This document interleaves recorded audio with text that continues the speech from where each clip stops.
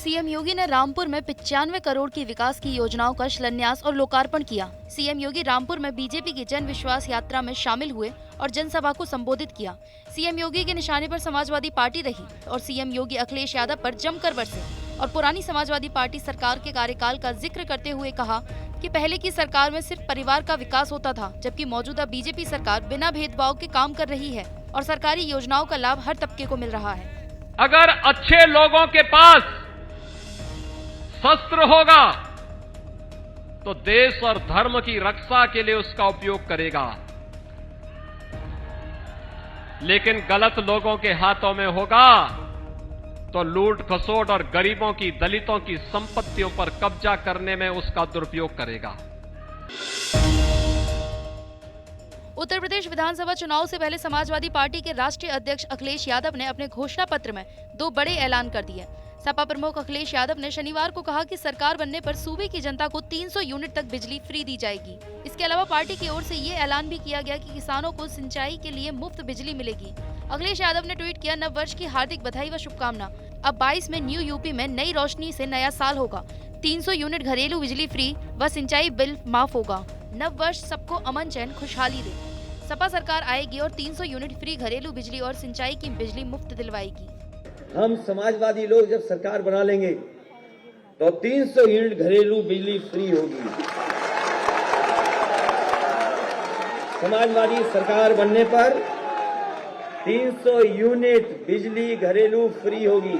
हमारे किसानों की पूरी सिंचाई पहले की तरह फ्री होगी, माफ होगी। आज 22 है तो केवल हमारा पहला संकल्प पत्र यही रहेगा, पहला संकल्प। नए साल के मौके पर देशवासियों को बधाई देते हुए बीएसपी सुप्रीमो मायावती ने बीजेपी पर तंज कसा है। मायावती ने अब तक मैदान में न उतरने को लेकर विपक्षी दलों के कटाक्ष पर जवाब दिया। बीएसपी प्रमुख ने शनिवार को कहा कि चुनाव से पहले जो जनसभाएं की जा रही हैं, वे जनता के पैसे और सरकारी कर्मचारियों की भीड़ के बूते की जा रही हैं। मायावती ने कहा कि बीएसपी की कार्यशैली और चुनाव को लेकर तौर तरीके अलग हैं और हम किसी दूसरी पार्टी की नकल नहीं करते। उन्होंने कहा कि सत्ता के लोगों को ठंड में जो गर्मी चढ़ी है वो सरकार के और गरीबों के खजाने की गर्मी है। साथ ही कहा कि हमारी पार्टी गरीब मजलूमों की पार्टी है, दूसरी पार्टियों की तरह धन्ना सेठों पूंजीपतियों की पार्टी नहीं है।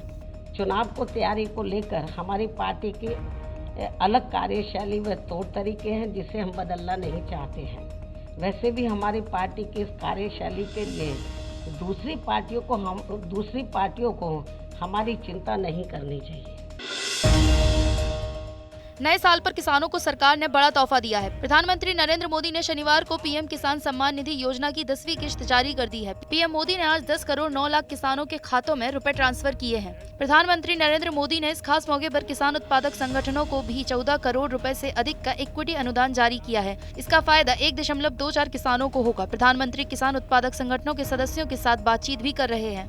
संकल्प को सिद्धि तक ले जाने का मार्ग जब 130 करोड़ भारतीय मिलकर एक कदम आगे बढ़ाते हैं तो वो सिर्फ एक कदम भर नहीं होता, 130 करोड़ कदम होते हैं। नए साल के पहले दिन जम्मू कश्मीर में माता वैष्णो देवी तीर्थ क्षेत्र में श्रद्धालुओं की भारी भीड़ के कारण मची भगदड़ में कम से कम 12 लोगों की मौत हो गई।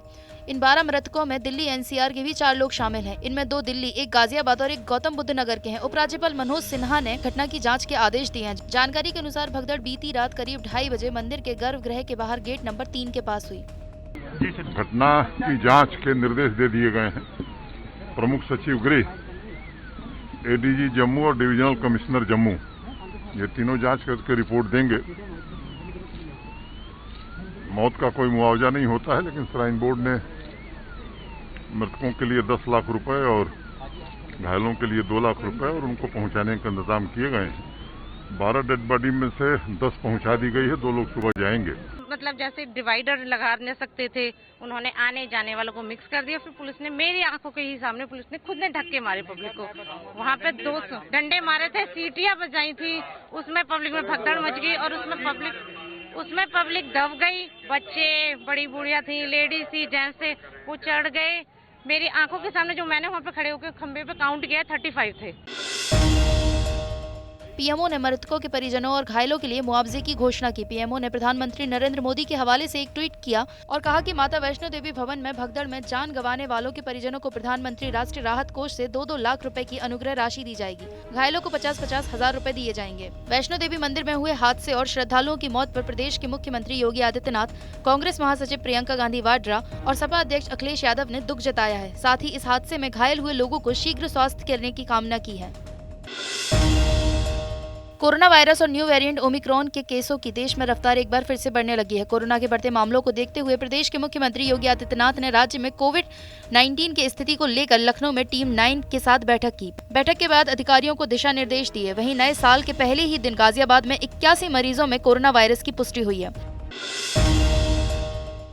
सपा अध्यक्ष अखिलेश यादव रविवार 2 जनवरी से रथ यात्रा निकालेंगे। इसमें 2 पूर्वांचल एक्सप्रेसवे के पास महुरा कला गांव में स्थापित भगवान परशुराम की मूर्ति का अनावरण करेंगे।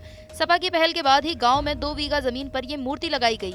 इस मौके पर सपा बड़ा कार्यक्रम भी करने की तैयारी कर रही है। समाजवादी पार्टी परशुराम के माध्यम से ब्राह्मण वोट को साधने की तैयारी में है। महामंडलेश्वर को भी बुलाया गया है। समाजवादी पार्टी के राष्ट्रीय अध्यक्ष अखिलेश यादव जी महुरा कला गांव में भगवान परशुराम जी का जो ये मंदिर निर्मित हुआ है, इसमें पूजन अर्चन करेंगे। और हम लोगों के लिए सौभाग्य की बात है कि भगवान परशुराम जी का इतना दिव्य मंदिर और इतना शानदार फरसा यहाँ पे स्थापित हुआ है। मैं समस्त समाज को इस बात की बधाई देता हूँ और अपने नेता आदरणीय अखिलेश यादव जी को बहुत आभार व्यक्त करता हूँ। उत्तराखंड में नए साल के पहले दिन कांग्रेस ने बीजेपी सरकार को महंगाई और बेरोजगारी मुद्दे पर घेरा। देहरादून में गांधी पार्क में गांधी प्रतिमा के सामने पूर्व सीएम हरीश रावत और कांग्रेस प्रदेश अध्यक्ष गणेश गोदियाल ने कार्यकर्ताओं के साथ 1 घंटे का मौन उपवास रखा। हरीश रावत ने कहा, बढ़ती महंगाई को रोकने में राज्य सरकार नाकाम है। हरीश रावत ने कहा कि राज्य में बेरोजगारी बढ़ रही है और सरकार सो रही है। हमारा संकल्प है कि भाजपा हराओ, उत्तराखंडियत बचाओ। और इस थीम के चारों तरफ हम बहुत सारी जो सब थीम हैं जिनमें महंगाई, बेरोजगारी, खनन आदि सब सवाल जुड़े हुए हैं, उन सबको उठाएंगे।